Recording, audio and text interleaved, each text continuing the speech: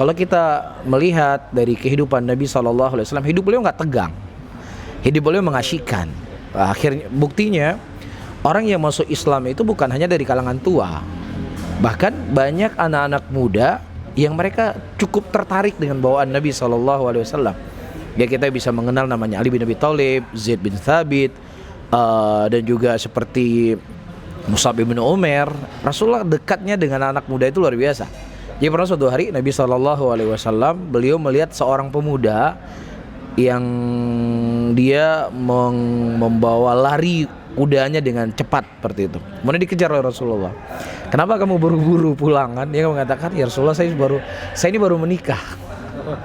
Ya, saya ini sudah kangen sama istri ya. Jadi sudah sekian lama waktu berperang, saya sudah kangen sama istri. Kemudian kata Nabi SAW, kalau memang engkau akan mendatangi istrimu, ya, maka engkau rapikan dulu rambutmu, siap-siap dulu, dan engkau datang ke tempat istrimu di waktu malam hari. Karena memang malam hari adalah malam yang seseorang akan ya mungkin bercinta ya dengan pasangan hidupnya. Jadi hal yang seperti ini tuh bukan hal yang tabu buat Nabi SAW untuk dekat dengan anak muda. Bahkan beliau melihat kondisi dan keadaan anak muda di zaman itu sendiri, beliau bisa bersabar.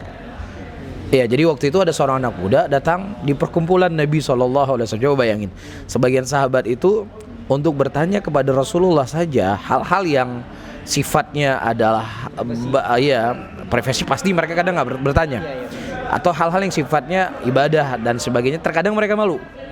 Jadi ada seorang anak muda pada waktu dia mengatakan, ya Rasulullah, izinkan saya berzina. Coba kita bayangin, Rasulullah sedang berkumpul dengan teman-teman, dengan sahabat-sahabat yang lainnya di majelis yang tentunya majelis ilmu. Tiba-tiba datang orang, izinkan saya berzina. Ini kan luar biasa ya. Mungkin kalau kita nanti apa-apaan nih ngomong seperti ini kan. Tapi Nabi SAW bersabar. Bagaimana Rasulullah mengajak dia berkomunikasi? Rasulullah nggak mengatakan zina itu haram. Rasulullah nggak mengatakan kalau kamu berzina nanti kamu dibakar dalam neraka. Jadi sesuatu yang menakutkan. Betul, ayat Quran tentang haramnya zina jelas sekali, ancaman tentang neraka jelas. Tapi Rasulullah, bawaannya beliau, bagaimana anak muda ini bisa menerima apa yang beliau sampaikan. Coba beliau bertanya, beliau berkata, kalau seandainya engkau punya ibu, mau nggak ibu engkau dizinai? Atau kalau punya adik perempuan, mau nggak adik perempuan kau dizinai? Demikian pertanyaan diajukan oleh Nabi SAW. Dan tentunya seseorang dia tidak akan, walaupun mungkin dia bandit ya, pasti dia nggak suka anaknya, ibunya, pasti dia nggak suka.